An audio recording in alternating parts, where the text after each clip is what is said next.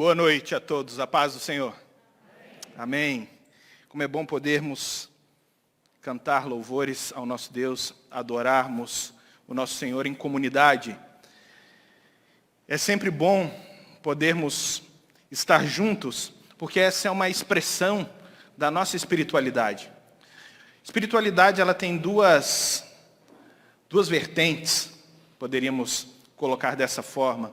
A primeira delas é esse aspecto individual da nossa relação pessoal, personalizada, personificada com Deus, onde nós não impomos a Deus o perfil que nós queremos que Ele tenha, mas nós recebemos de Deus o perfil que Ele tem e nos transformamos pelo poder do Espírito de Deus naqueles que Deus um dia sonhou para nós. Essa é a expressão individual. Mas também tem essa expressão coletiva, tem essa experiência da comunidade, onde a experiência comunitária nos faz um só corpo, nos faz ter uma experiência de relacionamento genuíno, numa perspectiva de reino, numa perspectiva da experiência celestial antecipada. A espiritualidade coletiva, a espiritualidade da igreja, a espiritualidade do corpo de Cristo, antecede aquela experiência que nós participaremos um dia e esperamos participar um dia na glória de Deus. De comunhão verdadeira, de amizade genuína, de generosidade, de solidariedade, de irmandade. E tudo isso se configura e se constrói no meio de pessoas que têm as suas deficiências, as suas debilidades, têm as suas dificuldades, as suas limitações, têm os seus pecados. Tem um coração que precisa ser tratado pelo Senhor. A igreja não é lugar de gente perfeita, é lugar de pecadores que estão buscando um Deus perfeito e que estão sendo aprimorados e aperfeiçoados pela perfeição desse Deus que nos é concedido como dom.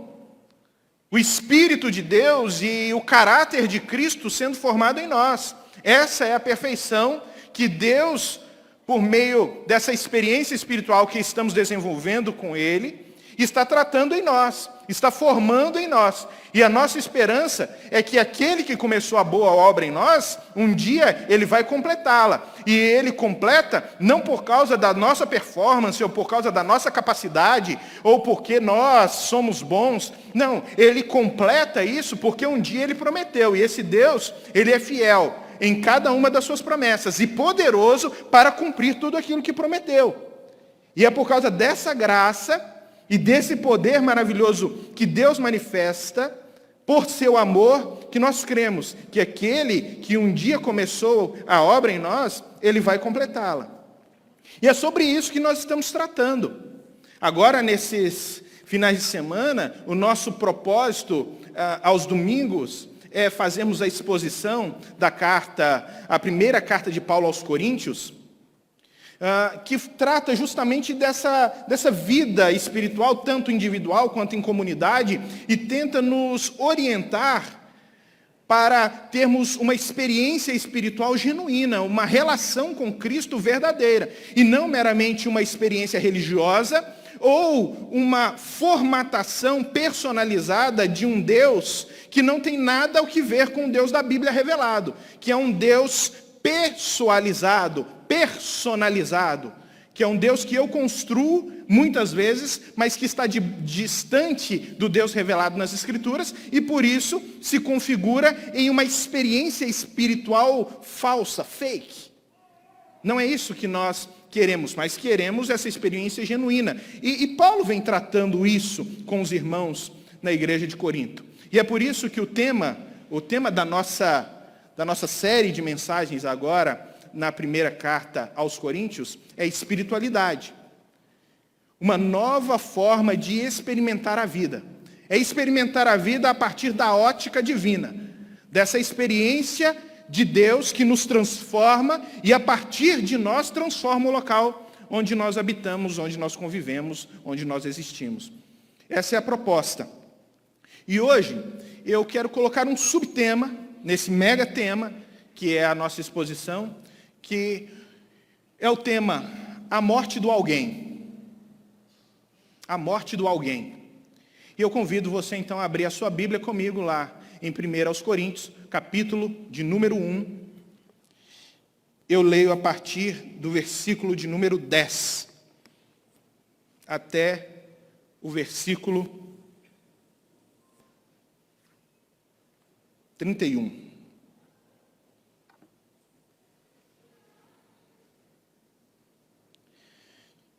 Primeiro aos Coríntios, capítulo 1, versículo 10 até o versículo 31. Paulo escrevendo diz: Irmãos, em nome do nosso Senhor Jesus Cristo, suplico a todos vocês que concordem uns com os outros no que falam, para que não haja divisões entre vocês, antes que todos sejam unidos num só pensamento, num só parecer. Meus irmãos, fui informado por alguns da casa de Cloé de que há divisões entre vocês. Com isso quero dizer que alguns de vocês afirmam: eu sou de Paulo, eu sou de Apolo, eu sou de Pedro, ou ainda, eu sou de Cristo. Acaso Cristo está dividido? Paulo foi crucificado em favor de vocês? Foram vocês batizados em nome de Paulo? Dou graças a Deus por não ter batizado nenhum de vocês, exceto Crispo e Gaio, de modo que ninguém pode dizer que foi batizado em meu nome. Batizei também os da casa de Estéfanas. Além desses, não me lembro se batizei alguém mais. Pois Cristo não me enviou para batizar, mas para pregar o Evangelho, não porém com palavras de sabedoria humana, para que a cruz de Cristo não seja esvaziada. Pois a mensagem da cruz é loucura para os que estão perecendo, mas para nós que estamos sendo salvos é poder de Deus. Pois escrito está: destruirei a sabedoria dos sábios e rejeitarei a inteligência dos inteligentes. Onde está o sábio? Onde está o erudito? Onde está o questionador desta era? Acaso não tornou Deus louca a sabedoria deste mundo, visto que a sabedoria de Deus, o mundo não o conheceu? Por meio da sabedoria humana, agradou a Deus salvar aqueles que creem por meio da loucura da pregação. Os judeus pedem sinais milagrosos e os gregos procuram sabedoria. Nós, porém, pregamos Cristo crucificado, o qual, de fato, é escândalo para os judeus e loucura para os gentios. Mas, para os que foram chamados, tanto judeus como gregos, Cristo é o poder de Deus e sabedoria de Deus. Porque a loucura de Deus é mais sábia que a sabedoria humana e a fraqueza de Deus é mais forte do que a força do homem. Irmãos, pensem no que vocês eram quando foram chamados. Poucos eram sábios segundo os padrões humanos, poucos eram poderosos, poucos eram de nobre nascimento, mas Deus escolheu os que para o mundo é loucura para envergonhar os sábios, e escolheu os que para o mundo é fraqueza, para envergonhar os fortes. Ele escolheu o que para o mundo é insignificante, desprezado, e o que nada é, para reduzir a nada o que é, a fim de que ninguém se vanglorie diante dele.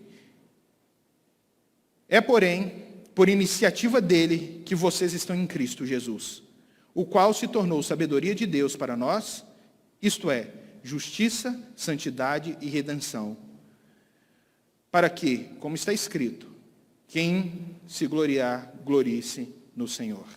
Até aí. Até aí. Nós estamos vendo aquilo que Paulo está escrevendo a uma igreja que está com sérios problemas. Eles estão em sérios problemas porque a igreja de Corinto está localizada em uma sociedade com sérios problemas.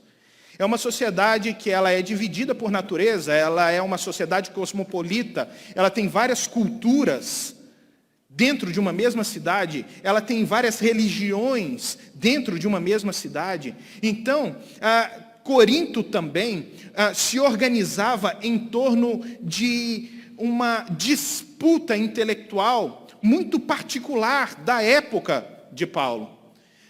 Se você estudar um pouquinho a respeito da cidade de Corinto, você vai perceber que mais ou menos no ano 140 antes de Cristo, a cidade de Corinto foi completamente destruída.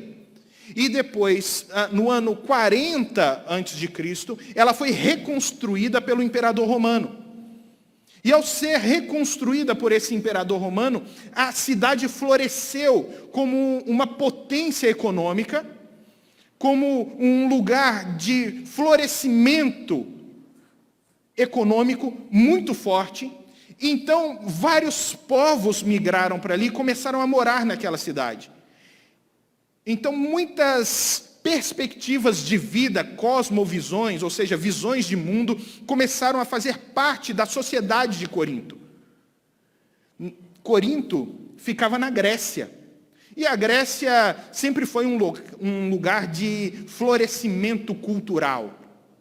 Então, apesar da cidade de Corinto ter sido fundada pelo Império Romano, culturalmente, essa cidade floresceu com uma perspectiva grega. Então, quando falamos da cultura greco-romana, Corinto é um expoente dessa cultura. Porque é um povo romano, é uma cidade romana, mas a cultura ela é fundamentalmente grega. A ponto de se tornar a segunda cidade mais envolvida com a filosofia do Império. Ela perdia apenas para a cidade de Atenas, o centro da filosofia mundial da época. Mas Corinto estava ali, no encalço, logo atrás de Atenas. Então, é óbvio que muitas filosofias floresciam e a filosofia era reconhecidamente uma escola que deveria ser aplaudida, que deveria ser buscada, que deveria ser querida e deveria ser realmente exaltada no seio da sociedade de Corinto. Por que isso é importante? Porque naquele momento, vários filósofos e pessoas que eram servas ou servos de alguns filósofos, eles andavam pelo mundo romano anunciando a sua doutrina, anunciando o seu pensamento filosófico e fazendo discípulos. Muita gente naquela época gostava de se reunir para ouvir filosofia. É a mesma coisa de você ter um grande teatro na cidade de Cascavel e receber uma boa peça teatral. Uma peça teatral de Shakespeare. E aí você diria que toda a cidade de Cascavel iria participar desse grande momento, dessa grande peça teatral. Quando você fala toda a cidade, você vai falar, não, nem todos vão participar. Mas uma grande parte da sociedade participaria. Assim também acontecia em Corinto. Quando um filósofo, um discípulo, um servo de um grande filósofo ia para a cidade, toda a cidade se envolvia naquela discussão. Toda a cidade queria ouvir aquela nova ideia, queria discutir sobre aquela nova ideia. É nesse ambiente que Paulo funda a igreja. E como qualquer igreja, a cultura de fora pode influenciar a cultura de dentro. Na verdade, fomos chamados, como diz o próprio nome igreja, a palavra, o termo igreja, no sentido original, significa chamados para fora. Aqueles que saem de dentro e vão para fora para influenciar o mundo.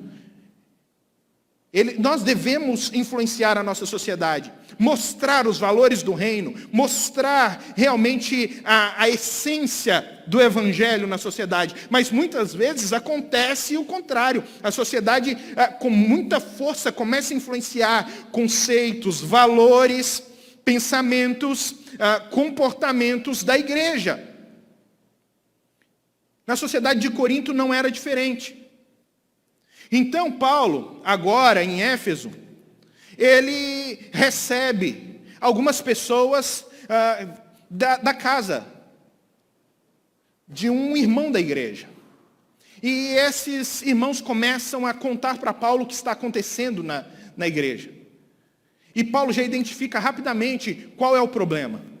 Ele começa fazendo uma súplica, e ele diz assim: irmãos, em nome do nosso Senhor Jesus Cristo, suplico a todos vocês que concordem uns com os outros no que falam, para que não haja divisões entre vocês. Antes, que todos estejam unidos em um só pensamento, num só parecer. Esse é o pedido de Paulo. É um pedido que tem uma força espiritual enorme, porque ele não está pedindo em nome dele. Ele está pedindo em nome de Jesus Cristo. É como se ele se colocasse como intercessor por Jesus diante daquela comunidade e falasse assim: olha, eu estou falando em nome de Cristo. Cristo não está se agradando desse comportamento. Eu fiquei sabendo que existem divisões. A palavra divisão aqui é como se fosse um vestido velho, um pano velho que está rasgado, que foi rasgado, está dividido.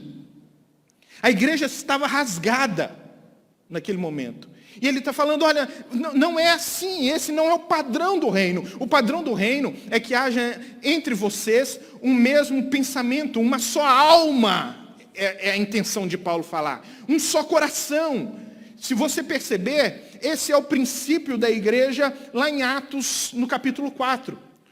Lucas, escrevendo Atos, vai dizer que a igreja ali tinha um só pensamento, ou uma só alma, um só coração. Paulo está rogando àquelas pessoas de Corinto que pudessem experimentar a mesma espiritualidade que estava sendo experimentada por aqueles irmãos de Atos 4. Quando fala um só pensamento, uma só alma, um só coração, não está dizendo que todos vão concordar com tudo. Que não vai haver alguma discordância de uma ideia ou de outra. Não, está dizendo simplesmente que o amor ele vai superar todas essas pequenas discordâncias e vai manter o vínculo. Porque alguns pensamentos, eles podem até ser diferentes uns dos outros. O que não pode ser diferente, na visão cristã, é aquilo que é fundamental para a fé. Então Paulo, quando chama os irmãos à unidade, ele está chamando os irmãos à unidade naquilo que é fundamental. Então ele está dizendo: Cristo é fundamental para a fé. A salvação só acontece por meio de Jesus Cristo. Isso é fundamental. Se alguém falar diferente disso, então essa pessoa não faz parte da igreja. A salvação, ela acontece somente pela graça. Você não pode ser salvo por nenhum outro meio, por nenhum outro esforço, por nenhuma outra metodologia criada pelo homem. Se alguém fala isso, então ele não faz parte do reino de Deus. Ele não faz parte da igreja. Ele é contado como aquilo que Paulo, Pedro, Tiago e João vão chamar de falsos mestres. Falsos mestres.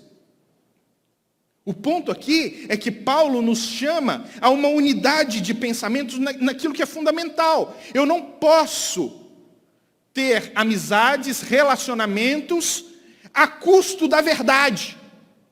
Mas também eu não posso, em nome de uma ideia, um idealismo meu, que não está de acordo com aquilo que é fundamental na fé, romper com relacionamentos, simplesmente por imaturidade minha de não saber lidar com o contraditório. Com aquele que pensa diferente de mim, sobre que tipo de roupa eu devo usar na igreja. Ah não, eu não gosto do tipo de roupa que aquele irmão usa na igreja, então eu não vou na igreja. Isso é secundário. Isso não salva. Eu não gosto porque aquele irmão ele toca muito forte, ou porque aquele irmão toca muito baixo. Isso é secundário. Isso não são coisas com as quais a fé cristã se organiza de tal forma que se torna fundamental. Não. Paulo está falando, precisamos ter um só pensamento, uma só mente naquilo que é fundamental. Porém, era justamente nessas coisas fundamentais que estavam acontecendo o cisma, o racha. Eles estavam brigando por vários motivos. Eram problemas teológicos, eram problemas com os dons na igreja. Alguns não estavam mais acreditando na ressurreição. Outros estavam usando a ceia do Senhor de maneira inapropriada para comer muito. Então Paulo vai falar, se você quer comer, você come em casa. Isso aqui não é lugar para isso. Então, outros estavam humilhando os mais pobres durante a ceia. Os mais abastados não cuidavam dos mais necessitados na ceia. Não estava havendo generosidade na igreja. A igreja de Corinto tinha dificuldade na contribuição para o sustento de outros, para o cuidado com outros. Então Paulo vai falar, existe um cisma, uma ruptura que precisa ser corrigida, que precisa ser consertada. Mas um dos problemas que Paulo vai tratar em primeiro lugar é em relação ao alguém. O problema primário era o alguém. Eu sei que você provavelmente já ouviu, ou talvez conhece alguém que já falou, ou talvez já disse para um filho, ou viu um amigo de um filho que te contou isso, ou viu a mãe de alguém falando isso para um filho, dizendo, meu filho, você tem que ser alguém no futuro. Você tem que ser alguém.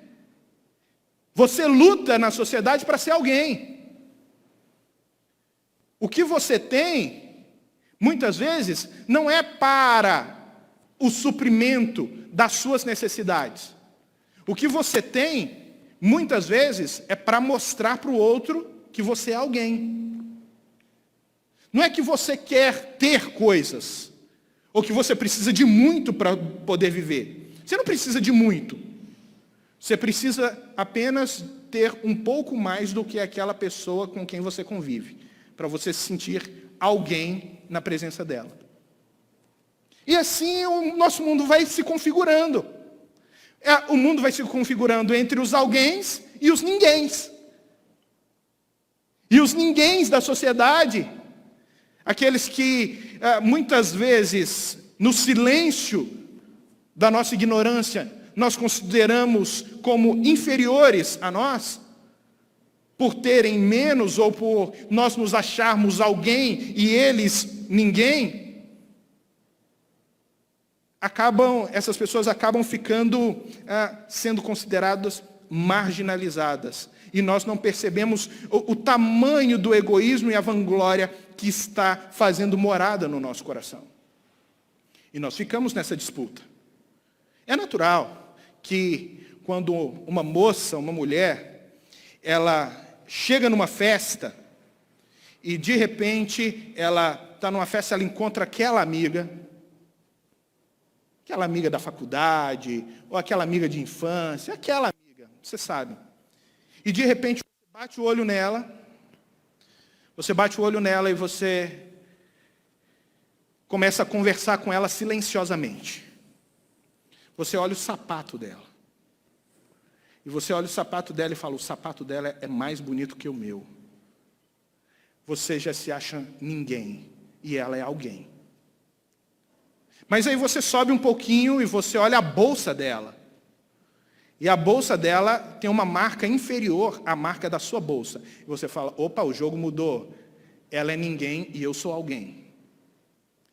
E aí você vai subindo e você vai vendo se ela tem joias, o cabelo dela, se foi feito, né, em casa, ou se ela vai no cabeleireiro, as unhas, como é que estão. E assim você vai fazendo aquela leitura silenciosa para tentar decifrar no jogo da relação quem é o alguém e quem é o ninguém da conversa. Quem é o melhor e quem é o superior. Quem é o melhor e quem é o inferior da conversa. É assim com os homens. Eles chegam no trabalho e eles já olham logo quem é o alguém e quem é o ninguém. Se o alguém ele tem uma plaquinha no peito que está gerente e o outro operacional, pronto, ele já identifica quem é o alguém e quem é o ninguém ali daquela relação. E assim nós vamos montando esse jogo de alguém e ninguém na nossa sociedade que, de fato, na vida espiritual, não existe. Não existe. E dentro da igreja de Corinto, isso estava tomando um vulto muito grande. Olha só o que Paulo continua escrevendo, dizendo: meus irmãos, fui informado por alguns da casa de Cloe de que há divisão entre vocês. Com isto quero dizer que alguns de vocês afirmam: eu sou de Paulo, outros eu sou de Apolo, outros eu sou de Pedro, outros eu sou de Cristo. Ele vai aumentando. Agora, essa divisão, essa palavra também, divisão aqui, não é mais só um vestido rasgado. É briga. É briga. Eles estão brigando entre eles. Por que eles estão brigando? Porque eles querem ver quem tem mais status dentro da igreja. Alguns dizem: eu sou de Paulo.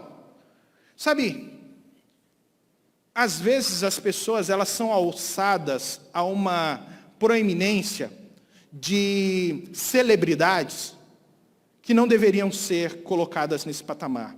Líderes religiosos são essas pessoas. Líderes religiosos não deveriam ser alçados a patamar de celebridades. Líderes religiosos, eles deveriam ser os primeiros a entender que o jogo do alguém e do ninguém não existe. E que se eu for entrar no jogo do alguém e do ninguém da sociedade, eu prefiro assumir a posição de ninguém do que a posição de alguém. Porque nós vamos ver mais para frente que é o ninguém. E de fato o ninguém que no fim se torna alguém porque tem Cristo.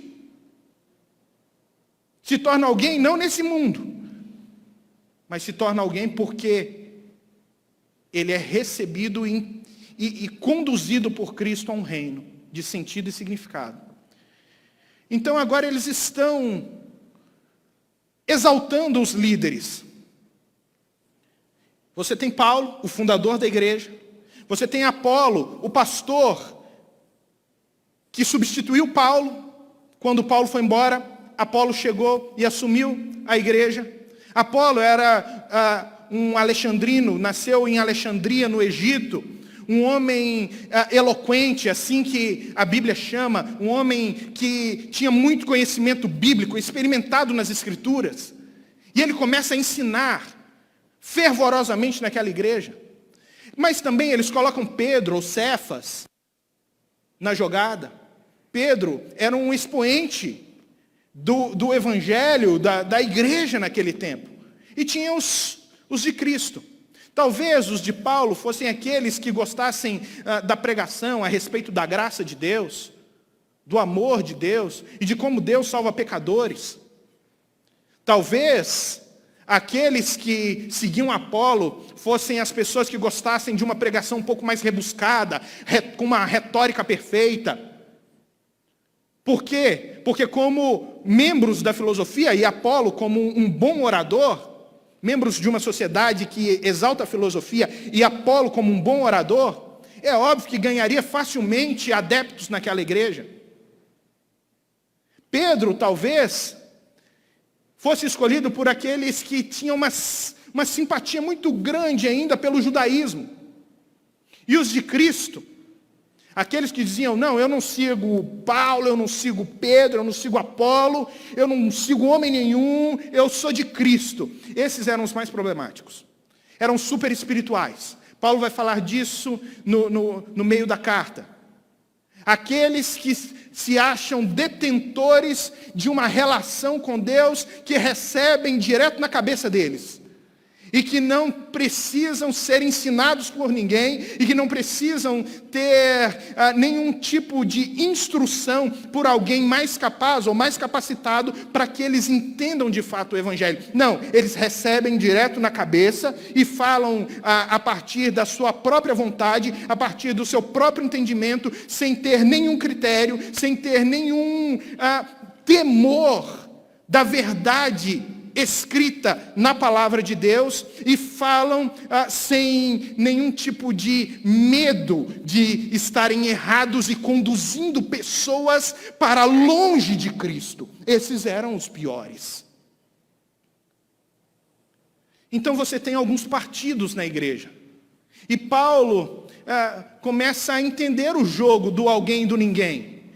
Porque o que eles estão querendo dizer é o seguinte: não, eu sou de Paulo, então eu sou melhor que você, rapaz. Paulo é o fundador da igreja. Rapaz, aqui na igreja, o fundador da igreja precisa ter uma proeminência. E eu até fui batizado por ele aí, rapaz. Então vocês precisam me respeitar. O outro fala: que isso, rapaz, eu sou discípulo de Apolo. Você já viu como é que o cara prega? Você já viu a eloquência daquele sujeito? Você já viu a retórica rebuscada dele? Os outros falam: não, eu sou de Pedro, rapaz. Pedro andou com Jesus ali, ó.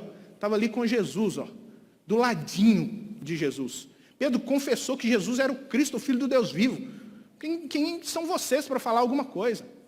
E aí vinha, lógico, os outros falar: vocês estão seguindo homens, rapaz, eu sou de Cristo, eu recebo direto do alto na cabeça aqui. Tem relacionamento direto, o celular fala direto lá em cima. E Paulo vai falar: não é por aí. Não é assim. Paulo continua escrevendo: acaso Cristo está dividido? Será que nós podemos dividir Cristo? Será que esse tipo de divisão promove a glória de Deus? Cristo é um só. Então, se a igreja, que é o corpo de Cristo, está dividido, de duas uma: ou Cristo está dividido, ou essa igreja está deixando de ser igreja, que é corpo de Cristo. E corpo precisa permanecer unido. Cristo não está dividido.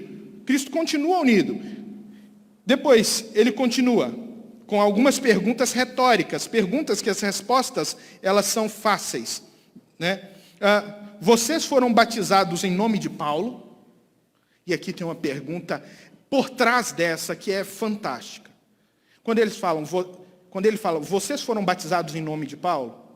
A pergunta por trás dessa é: quem é Paulo? A resposta de Paulo é: ninguém. Por que vocês estão se exaltando por serem um tipo de discípulos meus, um partido de Paulo dentro da igreja? Por que vocês estão se exaltando por isso, sendo que eu não sou ninguém? Ninguém é batizado em nome de Paulo. Todos são batizados em nome de Cristo. Porque se for em nome de um líder religioso, então perde-se o sentido completo do cristianismo. Ele continua dizendo: dou graças a Deus por não ter batizado nenhum de vocês, exceto Crispo e Gaio. Isso é um problema sério. Você já percebeu, você já viu um pastor feliz por não ter batizado ninguém na igreja? Geralmente é o contrário, não é? O pastor fica feliz por batizar. Ele: nossa, que beleza, olha quanta gente aqui foi batizada, que alegria. Paulo fala: eu dou graças a Deus porque eu não batizei nenhum de vocês. Aí ele está escrevendo e ele está ditando a carta e de repente ele fala: não, peraí, tem Crispo e tem Gaio. Tem Cristo e tem Gaio. E eu não batizei ninguém porque eu já entendia o funcionamento da sociedade. Eu já previa que um dia alguém poderia se levantar e dizer que foi batizado em meu nome. Então eu não quis batizar nenhum de vocês. Isso foi intencional. Paulo conhecia o ser humano. Ele conhecia o coração do ser humano. Ele sabia que o ser humano ele tende a se exaltar com pequenas coisas. A se sentir superior aos outros, aos demais, com pequenas coisas, por fazer pequenas coisas. E ainda ser batizado por Paulo, alguém poderia dizer, e ainda perverter tudo aquilo que tinha sido feito na igreja, e dizendo: não, eu fui batizado em nome de Paulo, então eu sou o melhor de todos. Paulo fala: Mas Paulo ainda lembra, né, escrevendo ainda se lembra, dizendo: não, peraí, batizei também os da casta de Estéfanas. Além desses, não me lembro se batizei mais alguém. Não estou lembrado. Batizei esses aí, foram só esses, e esses não foram batizados no meu nome, que fique bem claro isso. Foram todos batizados em Cristo, porque Cristo é o fundamento daquilo que eu anuncio. E aí ele continua dizendo, pois Cristo não me enviou para batizar, mas para pregar o Evangelho, não porém com palavras de sabedoria humana, para que a cruz de Cristo não seja esvaziada. Eu não estou aqui simplesmente para fazer e cumprir rituais. Eu estou aqui para anunciar as boas novas. Ele fala, eu fui enviado para pregar. Esse é o meu objetivo, pregar as boas novas. Eu estou comprometido com o anúncio das boas novas. Eu estou comprometido com o anúncio do Evangelho. E qual é o anúncio que eu tenho? A cruz de Cristo, porque esse é o Evangelho. Eu posso tratar vários assuntos com vocês aqui na igreja. Nós podemos tratar de vários problemas sociais, vários problemas familiares, vários problemas pessoais, vários problemas emocionais com os quais nós lidamos todos os dias. Mas se eu roubar de vocês a cruz de Cristo como instrumento de Deus para transformar todas essas realidades, não tem sentido. Se torna apenas terapia. Paulo não está anunciando uma fé desprovida da cruz, porque todo o cristianismo ganha sentido e significado apenas na cruz de Cristo. Por isso ele vai dizer, eu não fui com palavras de sabedoria, eu não fui com retórica, como eles gostavam por causa dos filósofos, dos sofistas. Os sofistas eram aqueles que pregavam com sabedoria, ou falavam da filosofia, dizendo, apresentar uma sabedoria, que Paulo vai chamar de sabedoria humana. Eles pareciam muito inteligentes ao público, mas eram vazios da verdade. Então Paulo vai dizer, eu me comprometi não com retórica, não com aquilo que vocês esperavam, não com aquilo que vocês achavam bonito, mas eu apresentei algo que é loucura. A cruz de Cristo é loucura. Por que a cruz de Cristo é loucura? Porque você está anunciando que um pobre, um pobretão, nascido na Judéia, ele viveu como um bandido, considerado pelas autoridades como um bandido, foi preso como bandido, foi condenado como bandido, foi morto como bandido, e esse que foi considerado pelo mundo bandido, na verdade, era o Filho de Deus exaltado. E esse que era o Filho de Deus exaltado, que foi considerado por todos como marginalizado, ressuscitou ao terceiro dia e está convidando todos os povos para viverem um novo tipo de espiritualidade. Isso é loucura. Essa pregação é loucura. Mas foi com isso que Paulo chegou até Corinto. Foi com essa mensagem. Por quê? Porque é essa mensagem que é o poder de Deus. O poder de Deus não está nele, ele está dizendo. Não está no pregador. O poder de Deus não está naquele que anuncia. Porque aquele que anuncia é ninguém. O alguém é Deus. O alguém da história é Deus. Ele está, mais uma vez, se colocando numa posição apenas de ferramenta usada por Deus. Esse é o grande problema da humanidade. Não reconhecer a sua própria situação de necessidade, miséria e dependência e carência da graça de Deus. Sabe? Quando Deus ele se revela a Moisés, é muito interessante. Porque Moisés pergunta para Deus, depois de ver a sarça queimando, ele diz, Senhor, quem és tu? E Deus se revela a Moisés com um nome que nós não sabemos traduzir bem ao certo, mas de forma popular ficou conhecido como Yavé. Mas, na verdade, hoje, esse nome, ele é a representação de quatro letras do alfabeto hebraico. O Yod, que é o Y, o Re, que é o H, o Vav, que é o W, e o Re, que é o H de novo. Então, Yod, Re, Vav, Re. Esse seria o nome de Deus. Qual é o significado disso? O que Deus disse a Moisés? Deus disse para Moisés assim: Moisés, sabe quem sou eu? Eu sou o que sou. E para Moisés foi suficiente. Porque Moisés entendeu. Se existe alguém que é alguém, é Deus. É alguém que pode dizer assim: Moisés, eu sou. Ninguém mais pode dizer eu sou. Esse foi o problema da humanidade lá no Jardim do Éden. O problema da humanidade no Jardim do Éden foi que um dia o homem entendeu que Deus era e que Deus podia controlar, organizar todas as coisas, e o diabo colocou no coração do homem que ele poderia ser como Deus. Então, quando Deus disse eu sou, o homem falou: não, eu quero ser também. Eu quero ser como Deus, eu quero ser também, sem depender de nada nem de ninguém para viver. Meus irmãos, quando nós olhamos para a sociedade e nós dizemos para uma outra pessoa, ou entendemos esse conceito na nossa mente, ou passamos isso para os nossos filhos dizendo: você precisa ser alguém. O que você está dizendo é: seja independente de tudo e de todos. E que tudo e todos olhem para você como alguém independente e tenham inveja de você. Queiram ser você. É isso que nós estamos instruindo, é isso que nós estamos querendo. É por isso que pessoas que às vezes ocupam cargos nobres, quando eles decaem desses cargos, eles sofrem profundamente em depressão e às vezes cometem até mesmo suicídio. Foi o bispo de Cantuária, ele foi bispo de Cantuária, se eu não me engano, de 1928 até 1940 e poucos. Depois disso, já aos 80 anos, ele foi substituído no bispado.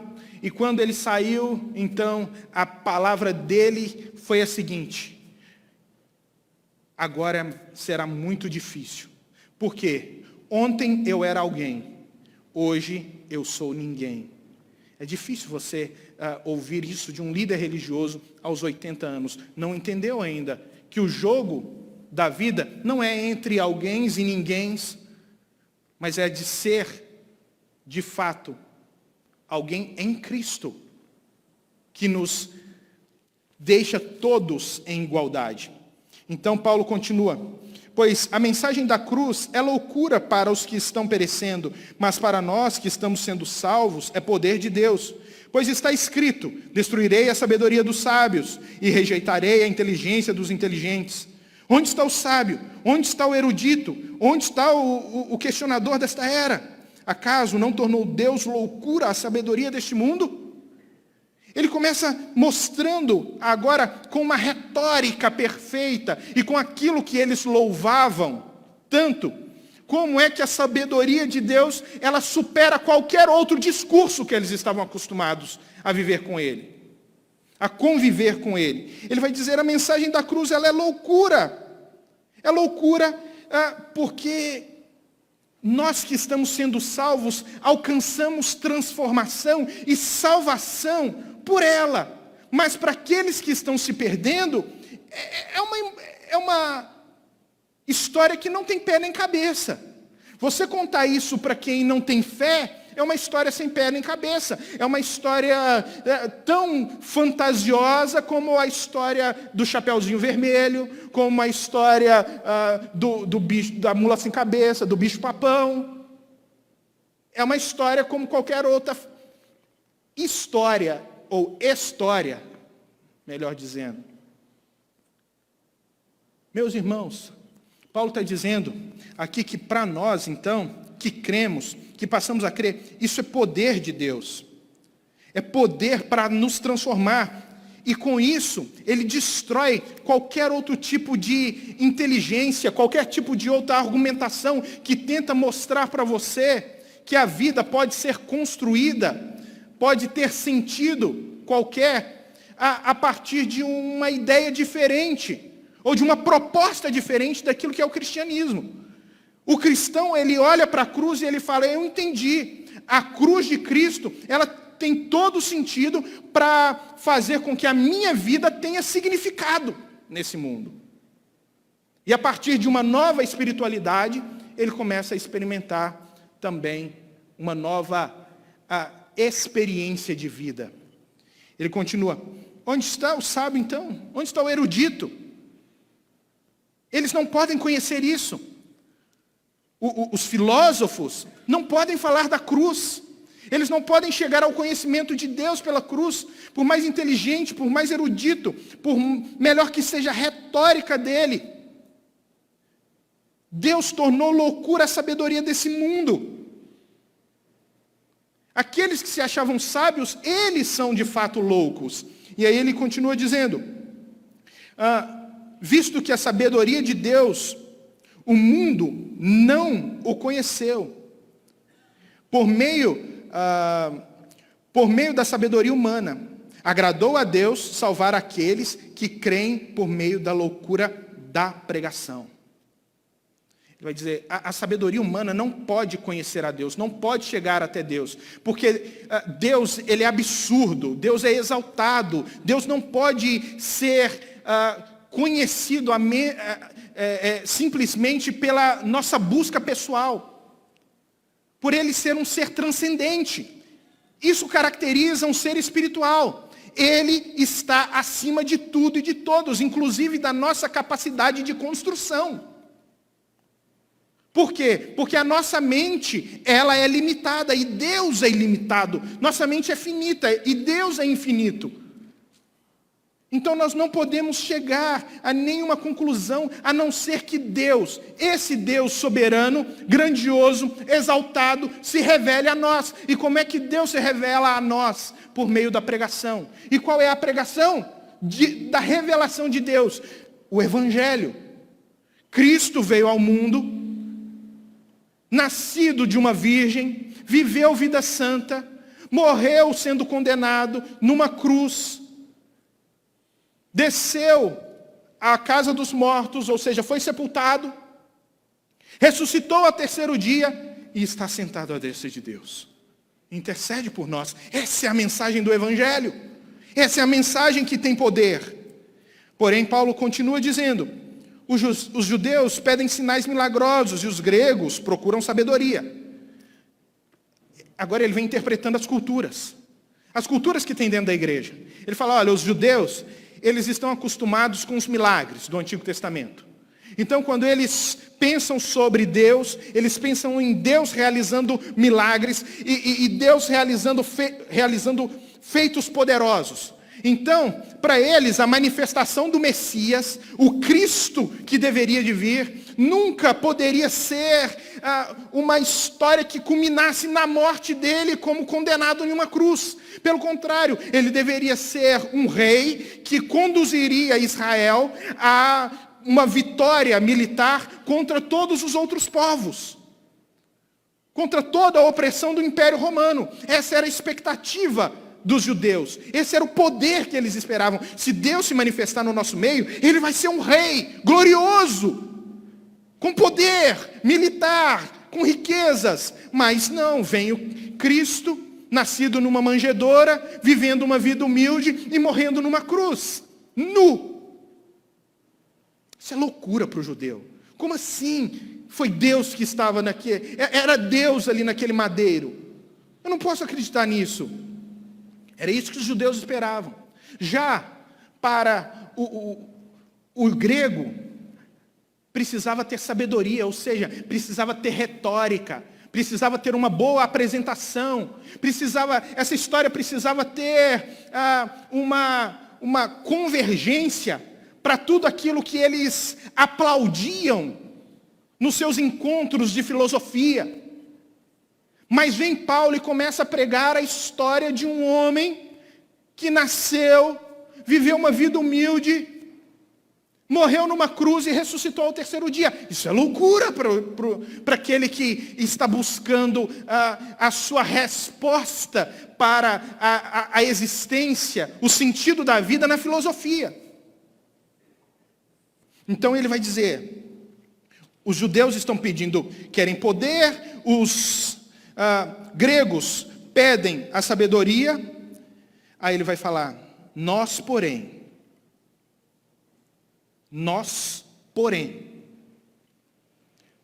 Irmãos, nós porém pregamos Cristo crucificado, o qual de fato é escândalo para os judeus e loucura para os gentios. Ele fala, nós porém, quem nós?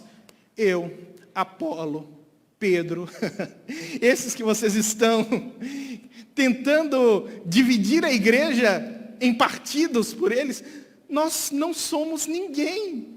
Nós somos apenas servos que anunciam o Cristo crucificado, a cruz de Cristo. Porque é esse Cristo crucificado que faz a vida ter sentido, somente Ele. E aí, irmãos, para terminarmos, diz aqui o texto. Mas, para os que foram chamados, tanto judeus quanto gregos, Cristo é poder de Deus e sabedoria de Deus. Porque a loucura de Deus é mais sábia do que a sabedoria humana, e a fraqueza de Deus é mais forte do que a força humana. Então ele vai falar, e ele vai mostrar como que Deus inverteu o jogo. Aqueles que se achavam bons, aqueles que se achavam alguém, não eram ninguém. E aqueles que eram considerados ninguém, acabaram se tornando alguém por causa da sabedoria de Deus, da salvação que encontraram na cruz de Cristo. E aí ele diz, irmãos, pensem no que vocês eram quando foram chamados. Pensam no que vocês eram, segundo os padrões do mundo. Poucos eram sábios, segundo os padrões humanos. Poucos eram poderosos, poucos eram de nobre nascimento. Poucos tinham realmente valor diante da sociedade, diante dos padrões do mundo, que são impostos a cada um de nós. Poucos, mas Deus escolheu o que era para o mundo loucura, para envergonhar os sábios. Escolheu o que para o mundo é fraqueza, para envergonhar o que é forte. Ele escolheu o que para o mundo é insignificante, desprezado, e o que nada é, para reduzir a nada o que é. Ele inverteu o jogo. Aqueles que para o mundo eram considerados alguém, Deus disse, vocês não são ninguém. E aqueles que o mundo diziam, vocês não são ninguém, Deus falou, é vocês que eu quero. É vocês que eu estou chamando. São vocês que estão ouvindo o anúncio dessa mensagem. E aí ele continua dizendo,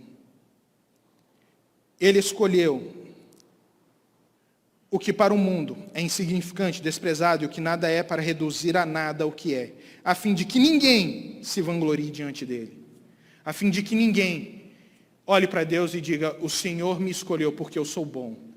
O Senhor me escolheu porque eu tenho capacidades. O Senhor escolheu a mim por causa da minha performance, por causa da minha inteligência, por causa da minha bondade, por causa das coisas que eu faço, das coisas boas que eu faço.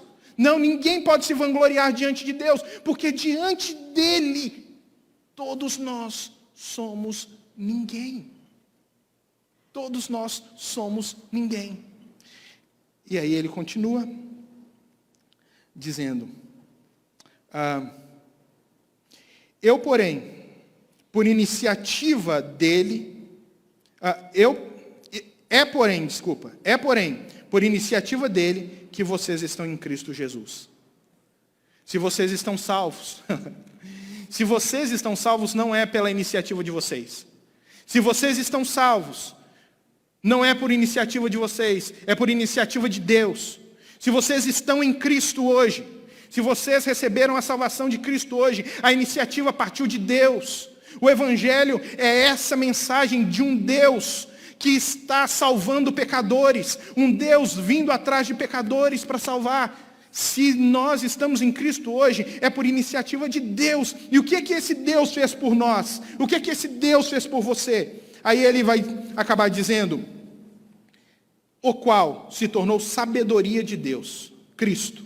Ele é a verdadeira sabedoria de Deus para nós. Isto é, justiça. O que Cristo fez por você? Quando você está em Cristo, Qual é a sabedoria de Deus que se manifesta em Cristo e que se apresenta na sua vida? Você era pecador, condenado ao inferno, mas quando você está em Cristo, a justiça de Cristo, por ter sido um homem justo que cumpriu toda a lei, morrendo naquela cruz para pagar os nossos pecados, agora essa justiça é aplicada na sua vida e você, a partir de agora, está justificado dos seus pecados. Não há mais condenação para aqueles que estão em Cristo. Essa é a sabedoria de Deus. Ele continua dizendo também, justiça, santidade. Não é só que o Cristo que morreu por nós, aplicou em nós a justiça dele, mas ele nos santificou. Agora, quando Deus Pai olha para cada um de nós, ele não vê mais pessoas condenadas pelos seus pecados, ele vê pessoas que estão sendo santificadas em Cristo Jesus. Nós fomos santificados, perdoados dos nossos pecados, e agora nós estamos em um processo de aperfeiçoamento, e como ele falou nos versículos anteriores, ele vai completar esse processo de santificação. E por fim, ele diz, em quem nós temos a redenção. Por fim, ele vai dizer santidade e redenção. Ele vai dizer, aquele que deu para você a sua justiça, ou a justiça dele, aplicando isso em sua vida, justificando você, aquele que santificou você e está te santificando no processo, esse fez isso porque ele comprou você. Isso é redenção. Redenção é comprar. Cristo só aplica a justiça dele e só nos santifica porque um dia ele morreu por nós. A redenção é a história da cruz. Quando nós tiramos a história da cruz, todo o resto do cristianismo perde o sentido. Ele morreu na cruz para pagar o preço de sangue para o perdão dos nossos pecados e nos reconduzir de volta a Deus. Aí ele termina dizendo, para que como está escrito, quem se glorie, glorie-se no Senhor. Se você tem alguma coisa a dizer sobre ser alguém, você pode dizer assim, eu sou alguém, mas eu sou alguém porque Deus disse que eu sou alguém. Não porque eu sou alguém por mim mesmo, ou por uma classe social na qual eu transito, ou por causa do meu cargo na empresa, ou por causa do dinheiro que eu tenho, ou por causa dos bens que eu conquistei. Isso não faz de nós alguém.